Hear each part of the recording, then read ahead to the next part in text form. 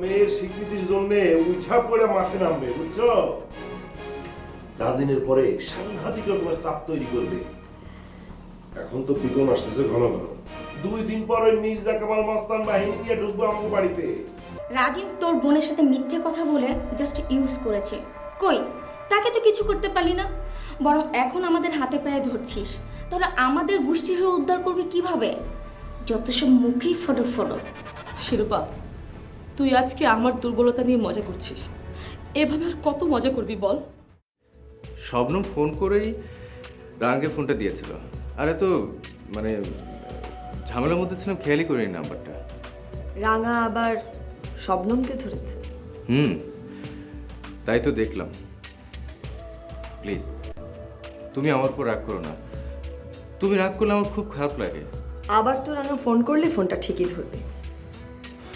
Promise করছি রাঙার phone এলে আর কোনোদিনও পিক করবো না।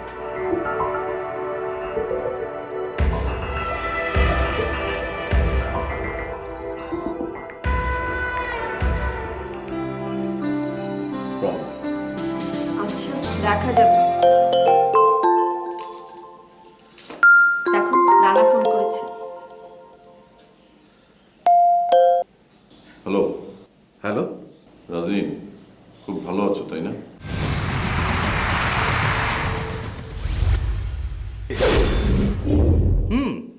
খুব ভালো আছি, শান্তিতে আছি।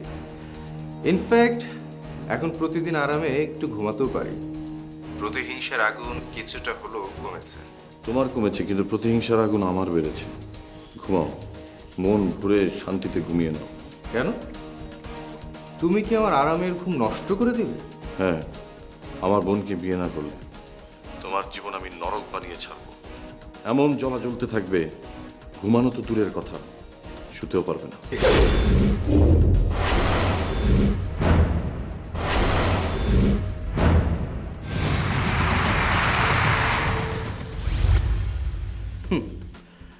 ভয় আমি পাই না। আর রাঙার মতো মেয়েকে এই রাজিন চৌধুরী কোনোদিনও বিয়ে করবে না। তোমার মতো কাপুরুষের সাথে আমার বোনের বিয়ে দেওয়ার কোনো ইচ্ছে নেই। শুধু তোমার অপকর্মের জন্য আজ আমি নিরুপায়। নিরুপায় হয়েই ফোন করেছো? যেন তোমার বোনকে বিয়ে করে আমি তোমাদেরকে উদ্ধার করি। কোনোদিনও না। বিয়ে তো তোমার রাঙাকেই করতে হবে, করতে তুমি বাধ্য।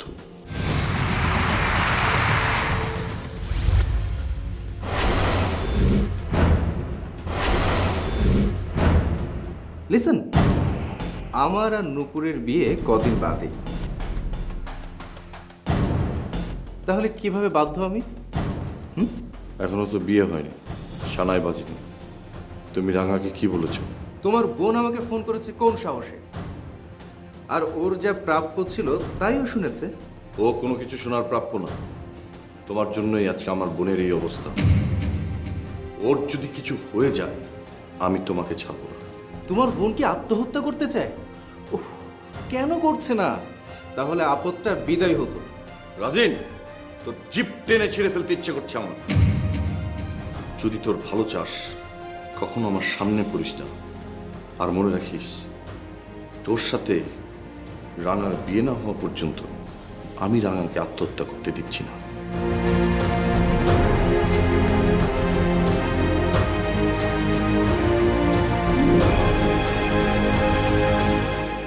হুমকি দিল। রাজিন, আর এত বড় সাহস সে তোরে হুমকি দিল? বিকল, রাঙা নাকি আত্মহত্যা করতে চায়। কত চাইবই, লজ্জার ব্যাপার না। এখন আত্মহত্যা কইরা মুখটা লুকাইতেছে। রাঙা যদি আত্মহত্যা করতে চায়, তাতে আমাদের কি চায় আসে ভাইজান? নপুর আসে যায় আসে যায়, সমস্যা আছে। আমাকে রাজিন যে আকামটা করে রাখছে, তাতে তো ওই ফাঁসবো। রাঙা কোনোদিনও আত্মহত্যা করবে না। ও আমাকে ভয় দেখাচ্ছে যেন ওকে আমি বিয়ে করি। ও শেষ পর্যন্ত ট্রাই করে যাবে সমাজের সবার কাছে আমাকে ছোট করার জন্য। হ্যাঁ, আসলে পুরো ব্যাপারটাই খুব চিন্তার হয়ে গেল। তুমি এটা নিয়ে চিন্তা করো না তো নপুর, আমি আছি না। তোমাকে দুইজনের বিয়াটা হয়ে গেলে দেখবা যে সব ঠান্ডা, তখন আর কোনো সমস্যা নাই। আর রাজিন, তোর কাছে আমার দোহাই লাগে ভাই, তুই ওই মায়ের সাথে এখন থেকে আর কোনো যোগাযোগ রাখিস না।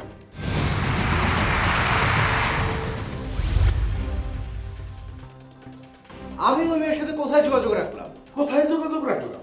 তুমি যে ফুরুত ফুরুত করে ওরে ফোন দাও সেটা আমরা জানি। ভাইজান এইসব এখন বাদ দিন, বিকনের কথাটা চিন্তা করুন। আচ্ছা ঠিক আছে, আমি দেখতেছি, দাঁড়াও।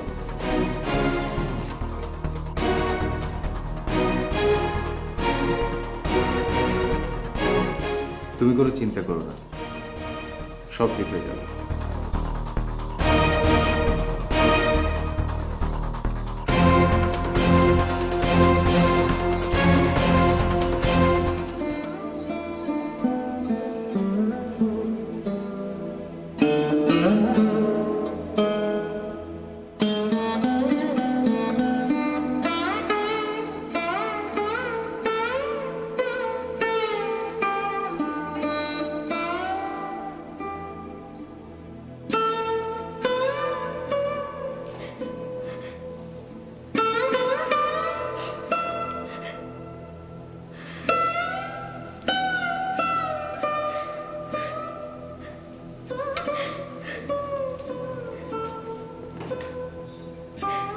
কি রে শিরোপা, বসে বসে কান্নাকাটি করছিস কেন? মনের দুঃখে কাঁদছি, নাকি এই বাড়িতে রাঙা ছাড়া আর কেউ কাঁদতে পারবে না? এ কি কথা? রাঙা ছাড়া কেউ কাঁদতে পারবে না কেন? মা আমাকে একটু একা থাকতে দাও তো। শিরোপা, তোকে এমন কিছু বলা হয়নি যার জন্য তুই এত কান্নাকাটি করবি। আর কি করবে? আর কি করার বাকি রেখেছো? রাঙার জন্য ভাইয়া আজকাল আমাকে বকা দেয়, তুমি আমার গালে চড় মেরেছো। আর কি করার বাকি রেখেছো বলো? বুঝতে পারছি তুই অনেক কষ্ট পেয়েছিস, কিন্তু এটা কি? কথায় কথায় তুই ওকে খোঁচা দিয়ে কথা বলছিস, ওর দুর্বলতা নিয়ে অপমান করছিস, এটা কি ঠিক? বাবা, বাসার সবাইকে অপমান করার জন্য সবসময় ব্যস্ত থাকতো, তখন তোর কোনো অন্যায় হতো না, এখন সব অন্যায় আমার।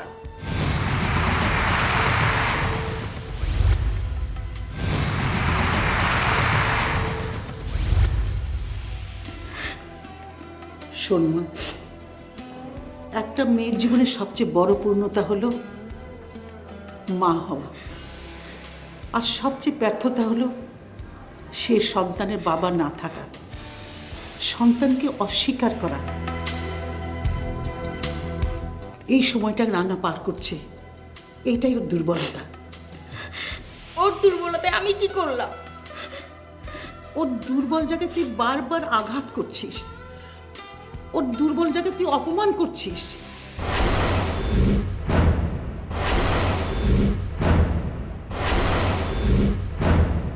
এত বড় সুযোগ পেয়েছি, আর সেই সুযোগ কাজে লাগাবো না? কি বলো মা?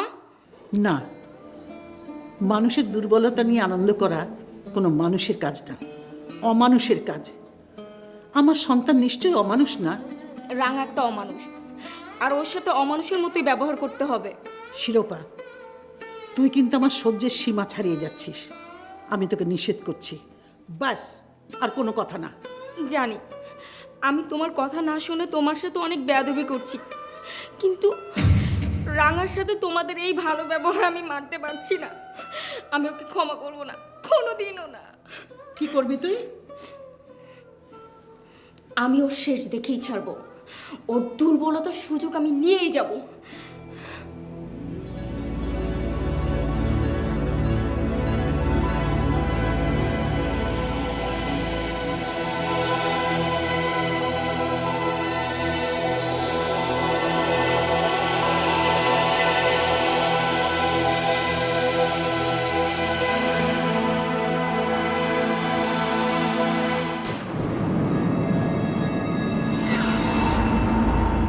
সামনে তো পুরা যুদ্ধ, যুদ্ধে কার পক্ষ নেই?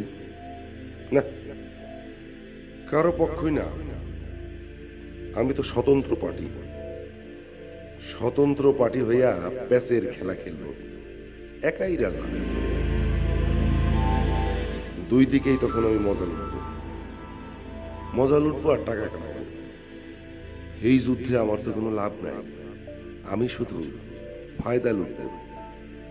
নূপুরের উপর আমার সব রাগ। ওর কারণেই তো আমাকে সম্পত্তি মা 3 ভাগ করব। যে কোনো উপায় হোক নূপুরে এই বাড়ি থেকে বাইর করতে হইব, আর রাঙারে আনতে হইব এই ঘরে বউ কইরা। মজাই মজা, পুরা বাড়িতে একটা ঝড় উঠব। তখন নূপুর তো আর রাঙার সতীন হইয়া এই বাড়িতে থাকতে পারবো না। বিকনের পক্ষ নিয়ে দেখি, ওরে ফোন করে একটা খোঁজা মারি।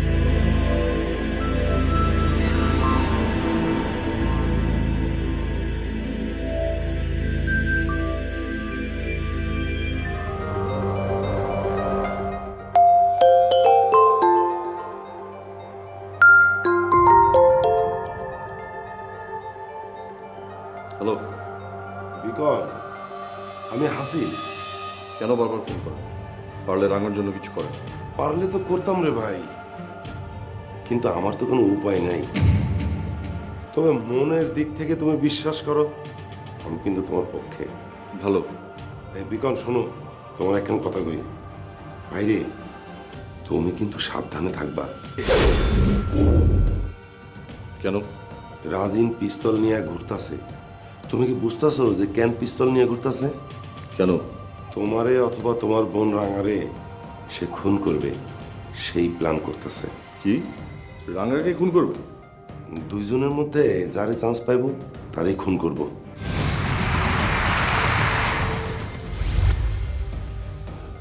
বিকন ভাই, তুমি কিন্তু আমার কথা কিচ্ছু বলবা না, তাহলে কি হবে জানো?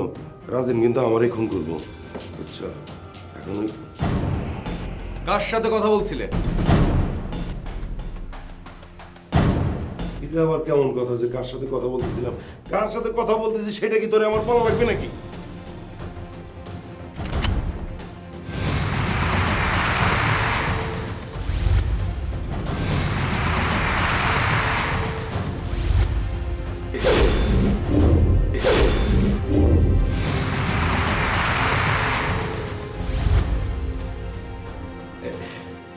রাজিন, এইসব কি? রাজিন, এইসব কি?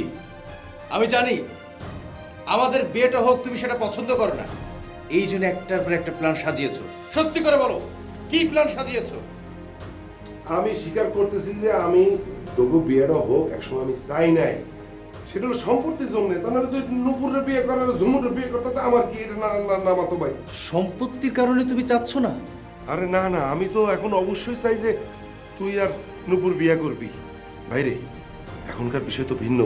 তোর জান নিয়ে টানাটানি না। শোন রাজিন, তুই তাড়াতাড়ি করে নুপুরে বিয়া করে ফেল। তা নইলে ওই যে মির্জা কামালের মেয়ে রাঙা, রাঙা কিন্তু এই ঘরে ঢুকে পড়বো।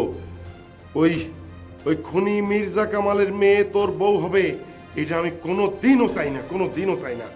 সত্যি তুমি চাও আমাদের বিয়েটা হোক? আরে ভাই, আমি সত্যি কথা কইতেছি। আমি 100 বার করে চাই যে তোকে বিয়া হোক। নুপুর, নুপুর, ওরে পিস্তলটা নামাইতে কও না। নামা ভাই, নামা নামা।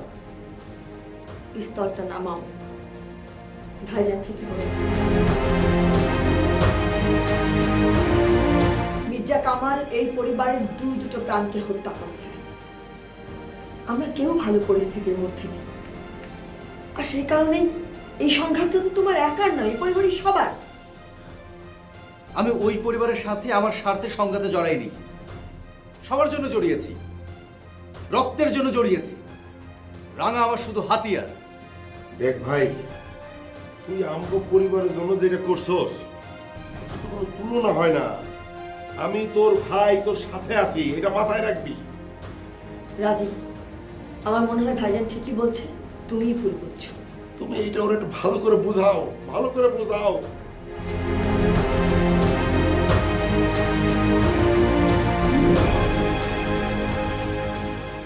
বড় ভাইয়ের গতিবিধি ভালো ঠেকছে না।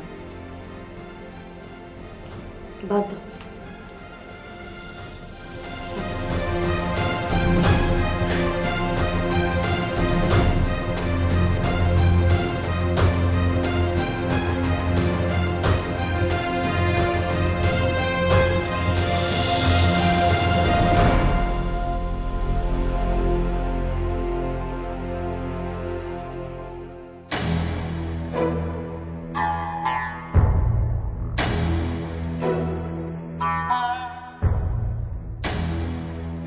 কিছুই আসে যায় না ওদের, কিছুই আসে যায় না। আমার বোন আত্মহত্যা করবে, ওদের কিছুই আসে যায় না। ওরা তো তাই চায় রান্নার অস্তিত্ব পৃথিবী থেকে মুছে যাক। বেগম হ্যাঁ, কি বললো ওরা? জানোই তো কি বলতে পারে। এত ছোট মন মানসিকতার মানুষ ওরা, আমার ধারণা ছিল না। আমার আজকাল ভাবতে ঘৃণা লাগে যে ওরা আমার ভাইয়ের ছেলে। রাহা আত্মহত্যা করলো কি করলো না তাতে কিছুই যায় আসে না ওদের। তার উপরও আজে বাজে কথা তো আছেই। ছেলেগুলো খুব বাজে হয়েছে, কিন্তু আমি ভাবতাম ছেলেগুলো খুব ভালো। সেই কারণে ওদের ভাই রাফিন মারা যাওয়াতে আমার অনেক কষ্ট হয়েছিল।